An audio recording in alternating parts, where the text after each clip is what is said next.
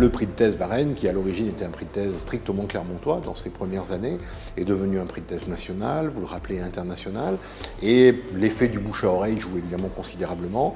Il s'appuie également sur l'activité de l'Institut Varenne, qui ne se limite pas, loin s'en faut, au prix de thèse, puisque nous publions beaucoup de livres par ailleurs, nous avons des activités de recherche autonomes, et évidemment tout ça s'entretient, s'encourage, et fabrique une renommée, pour le coup, internationale de l'Institut Varenne, qui soutient beaucoup ce prix de thèse.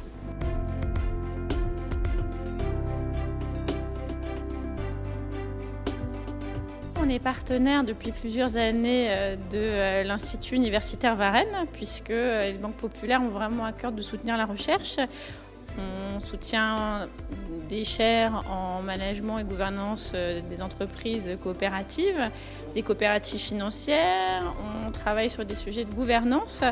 Et lorsque l'Institut universitaire Varenne est venu nous présenter ses projets, notamment les prix de thèse, eh bien, ça nous a paru vraiment un sujet important à soutenir. Et c'est pour ça que depuis 4-5 ans maintenant, la Fédération nationale des banques populaires et à travers elle l'ensemble des banques populaires soutient ce prix.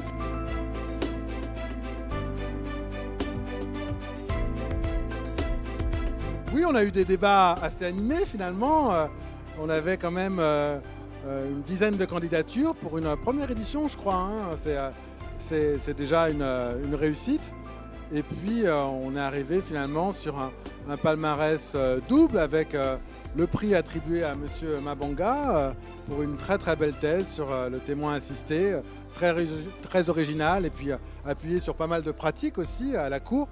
Et puis un accessite à Mme Aurélie Aumaître pour là aussi une belle thèse appuyée sur un stage à la Cour pénale internationale sur le dossier de procédure. Voilà deux travaux, je crois, assez originaux et en tout cas qui méritent tous nos éloges, quoi. Voilà, je sais pas si...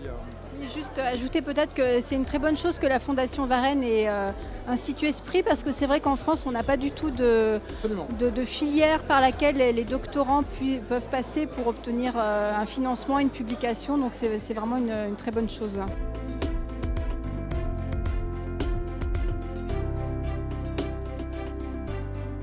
En droit, LGDJ, c'est une maison d'édition très prestigieuse, vraiment. Avec Dalloz, c'est la plus prestigieuse. Et c'est vrai que d'abord, pour moi, c'est à deux niveaux. C'est vraiment avoir tout simplement une publication à compte d'éditeur. Et aussi dans cette catégorie-là qui s'appelle concepts fondamentaux, droit privé, concepts fondamentaux, sur la recherche fondamentale. Et c'est vraiment ce que je voulais montrer avec mon sujet, qui est un petit, grand sujet en fait, qui a l'air un peu d'être un sujet tête d'épingle, les fondements du droit des sépultures, et qui en fait permet d'explorer la notion de famille, de propriété, de faire de l'histoire du droit, de l'anthropologie. Alors c'est vraiment une grande reconnaissance, j'en suis très très heureuse.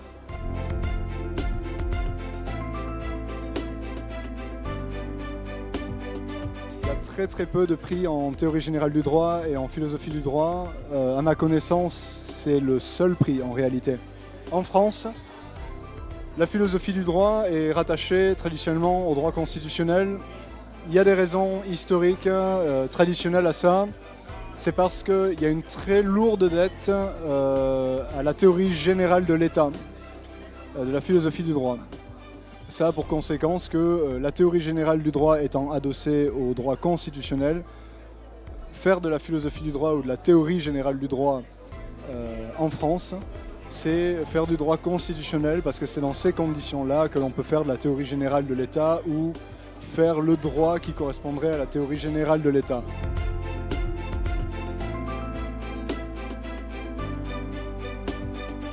J'ai passé plus de 8 ans à l'écrire, oui.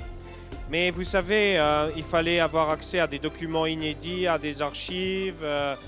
Et j'ai mis du temps à trouver ma méthodologie parce qu'en histoire du droit international, l'histoire du droit international n'est pas une discipline très étudiée en France. Elle commence à l'être beaucoup plus à l'étranger.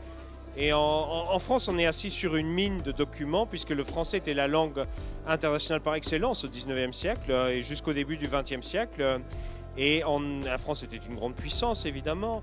Mais en même temps, ce n'est pas très étudié. Et donc, j'ai mis du temps à développer ma méthodologie. Puis, j'ai fait d'autres choses à côté aussi. Et donc, voilà.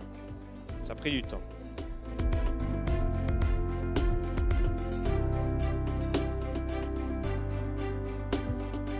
dans le cadre de l'écriture, de la recherche d'abord, et ensuite de l'écriture de cette thèse, je voulais surtout réconcilier le praticien avec le chercheur, hein, le professionnel, l'avocat, avec l'enseignant, avec le chercheur, la théorie avec la pratique. C'était pour moi une orientation qui était très importante parce que le droit que nous apprenons à l'université, c'est bien, c'est de la théorie, mais lorsque nous arrivons sur le terrain, la pratique que nous rencontrons sur le terrain, c'est autre chose. Et donc la pratique permet d'enrichir la théorie et vice-versa. Voilà pourquoi j'ai essayé d'orienter ma thèse dans ce cadre-là. Et je pense que le résultat était satisfaisant puisque finalement j'ai pu obtenir ce prix.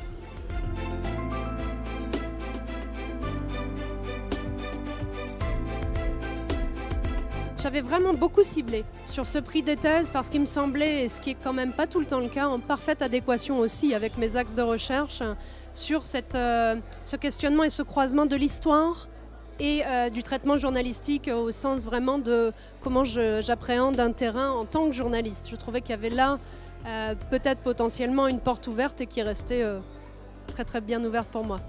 J'ai entendu parler évidemment de la Fondation Varenne depuis de nombreuses années et je ne savais pas à quel point vous pouviez réunir en une seule soirée autant de monde.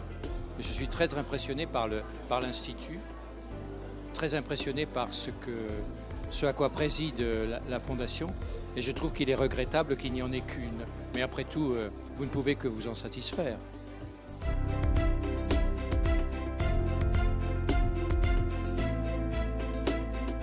Il est important que les candidats sachent qu'ils ne doivent pas hésiter en fait, à postuler une seconde fois parce que cette année, ce n'est pas la première fois, on a des lauréats qui avaient déjà postulé lors de la précédente édition et qui n'avaient pas nécessairement été classés premiers et qui là se retrouvent lauréats et qui voient leur thèse publiée. Donc il ne faut pas hésiter à concourir une deuxième fois, même si la première fois on n'a pas été sélectionné.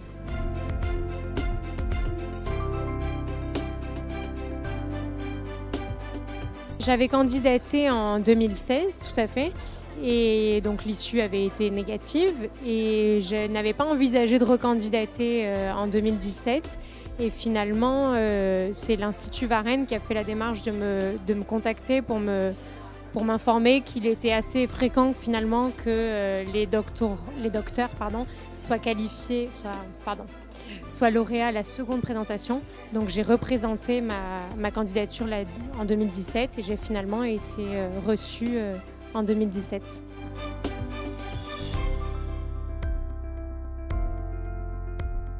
Nous avons eu, comme vous le savez, à plusieurs années le président Debray, président du Conseil constitutionnel.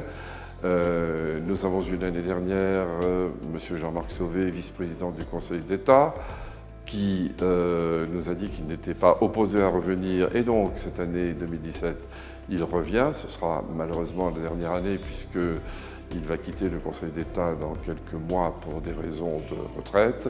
Mais je voudrais manifester à l'un et à l'autre la reconnaissance de la Fondation Varenne et de l'Institut universitaire Varenne, car c'est aussi grâce à eux que ce concours est devenu et reste le premier concours de thèse de France.